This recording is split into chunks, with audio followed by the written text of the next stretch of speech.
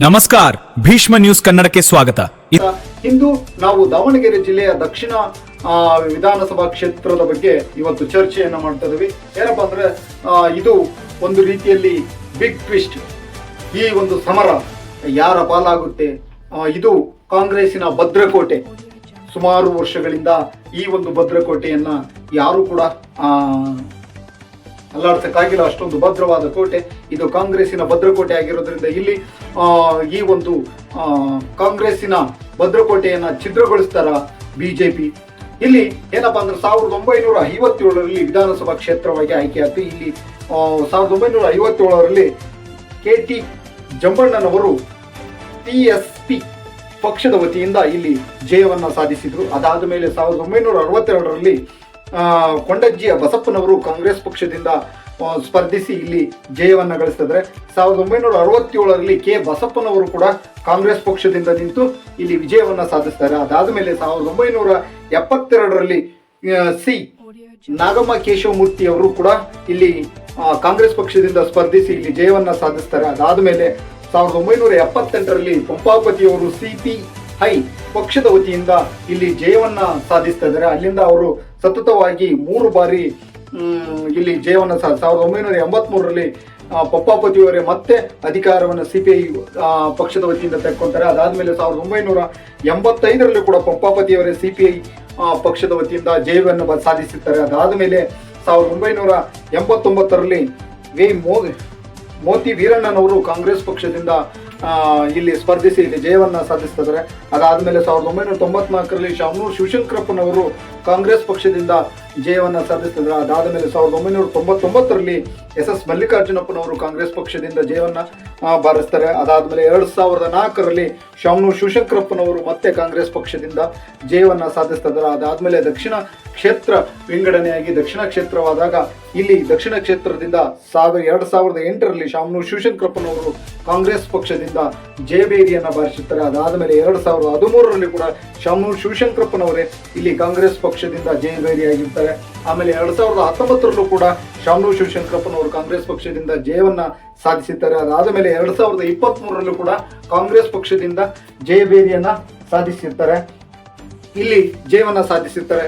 ಇಲ್ಲಿ ಭದ್ರಕೋಟೆಯಾಗಿ ನಿಂತಿರ್ತಕ್ಕಂಥದ್ದು ಇದು ಕಾಂಗ್ರೆಸ್ಸಿನ ಭದ್ರಕೋಟೆ. ಇಲ್ಲಿ ಯಾವುದೇ ಸುಮಾರು 1957ರಿಂದ ಇಲ್ಲಿ ಪಕ್ಷವನ್ನ ಸಂಘಟಿಸಲು ಪಕ್ಷವನ್ನ ಸ್ಥಾಪಿಸಲು ಬಿಜೆಪಿ ಹೆಣಗಾಡ್ತಾ ಇದೆ.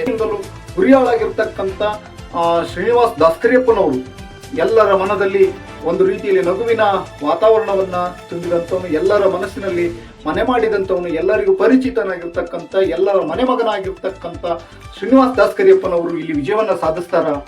ಯಾಕಂತಂದ್ರೆ 80,000 ವೋಟುಗಳು ಚಿದ್ದಿರೋದ್ರಿಂದ ಉಳಿದಂತ 1,40,41,000 ವೋಟುಗಳು ಇಲ್ಲಿ ಇರ್ತಾವ. ಅದರಲ್ಲಿ ಲಿಂಗಾಯತರ ವೋಟುಗಳು ಬಿಜೆಪಿಗೆ ಮತ್ತು ಕಾಂಗ್ರೆಸ್ಸಿಗೆ ಹೊಡೆದ್ರೆ ಅದರಲ್ಲಿ ಉಳಿದಂತ ವೋಟುಗಳು SC/ST ಉಳಿದಂತ ಈ ಜನರಲ್ ವೋಟುಗಳಿಗೂ ಮತ್ತು SC/ST ವೋಟುಗಳಲ್ಲಿ ಇವು ನಿರ್ಣಾಯಕವಾಕ್ಕವ.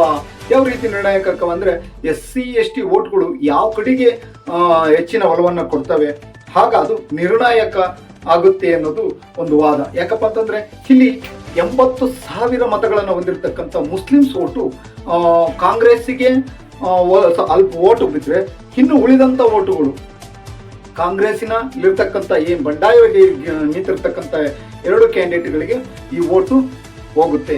ಹಾಗೆ ಚಿತ್ರ ಇದ್ರೆ ಇಲ್ಲಿ ಬಿಜೆಪಿಗೆ ತಮ್ಮ ಪಕ್ಷದಲ್ಲಿರ್ತಕ್ಕಂಥ ಸುಮಾರು ಬಾರಿ ಇಲ್ಲಿ ಪಕ್ಷವನ್ನು ಸ್ಥಾಪಿಸಲು ಬಹಳಷ್ಟು ಹತ್ತಿರ ಹೋಗಿ ಬಂದಂತ ಕ್ಯಾಂಡಿಡೇಟ್ಗಳು ಬಹಳ ಜನ ಇದ್ದಾರೆ. ಅದರಲ್ಲಿ ಇವರು ಈ ಬಾರಿ ಇಲ್ಲಿ ಅಸ್ತಿತ್ವವನ್ನು ಉಳಿಸ್ತಾರ, ಇಲ್ಲಿ ತನ್ನ ಒಂದು ಅಸ್ತಿತ್ವವನ್ನ ಸ್ಥಾಪಿಸ್ತಾರ ಬಿಜೆಪಿ. ಇಲ್ಲಿ ಏನ್ ನೋಡ್ಬೋದು ಅಂತಂದ್ರೆ ಇಲ್ಲಿ SC/ST ವೋಟ್ಗಳು ನಿರ್ಣಾಯಕ ವೋಟ್ಗಳಾಗಿ ನಿಂತಿರ್ತಾವೆ. ಯಾಕಂದ್ರೆ ಲಿಂಗಾಯತರ ವೋಟು ಬಿಜೆಪಿ ಕಡೆಗೆ ಆದ್ರೆ ಮುಸ್ಲಿಮ್ಸ್ ವೋಟ್ ಕಾಂಗ್ರೆಸ್ ಕಡೆಗೆ, ಅದರಲ್ಲಿ ಕಾಂಗ್ರೆಸ್ ವೋಟ್ಗಳು ಚಿದ್ರೋದ್ರಿಂದ ಇಲ್ಲಿ ದಾಸ್ಕರಿಯಪ್ಪನವರ ಮಗ ಶ್ರೀನಿವಾಸ್ ದಾಸ್ಕರಿಯಪ್ಪನವರು ಒಂದು ಮುಸ್ಲಿಮ್ಸ್ ವೋಟ್ಗಳನ್ನೇನಾದ್ರೂ ತೆಗೆದುಕೊಂಡ್ರೆ, ಮುಸ್ಲಿಮ್ಸ್ ವೋಟ್ಗಳನ್ನೇನಾದ್ರೂ ಎನ್ಕ್ಯಾಚ್ ಮಾಡಿಕೊಂಡ್ರೆ ಇಲ್ಲಿ ಅವರಿಗೆ ಪ್ಲಸ್ ಪಾಯಿಂಟ್ ಆಗುತ್ತೆ. ಇವರು ನಿರಾಳವಾಗಿ ಗೆಲ್ಬಹುದು. ಇಬ್ಬರು ಯೂತ್ ಐಕಾನ್ನೇ ಶಾಮನೂರು ಶಿವಶಂಕರಪ್ಪನವರ ಮೊಮ್ಮಗನಾಗಿರ್ತಕ್ಕಂಥ ಸಮರ್ಥ್ ಯೂತ್ ಐಕಾನ್ ಎಲ್ಲರ ನೆಚ್ಚಿನ ಇದಾಗಿದ್ದಾರೆ. ಅವರು ಕೂಡ ತಮ್ಮ ಅಸ್ತಿತ್ವವನ್ನು ಕಾಪಾಡಿಕೊಳ್ಳಲೇಬೇಕು, ನಮ್ಮ ಭದ್ರಕೋಟೆಯನ್ನು ಉಳಿಸ್ಕೊಳ್ಳಲೇಬೇಕು, ಯಾವುದೇ ಕಾರಣಕ್ಕೂ ನಮ್ಮ ಭದ್ರಕೋಟೆಯನ್ನು ನಾವು ಬಿಟ್ಟು ಕೊಡಬಾರ್ದು ಅನ್ನೋ ಒಂದು ಆತ್ಮವಿಶ್ವಾಸದಿಂದ ಈ ಕಣದಲ್ಲಿ ಫೈಟ್ ಮಾಡ್ತಾ ಇದ್ದಾರೆ. ಹಾಗೆ ಸುಮಾರು 1957ರಿಂದ ಇಲ್ಲಿ ನಮ್ಮ ಪಕ್ಷವನ್ನು ಸ್ಥಾಪಿಸಕ್ಕಾಗ್ತಾ ಇಲ್ಲ.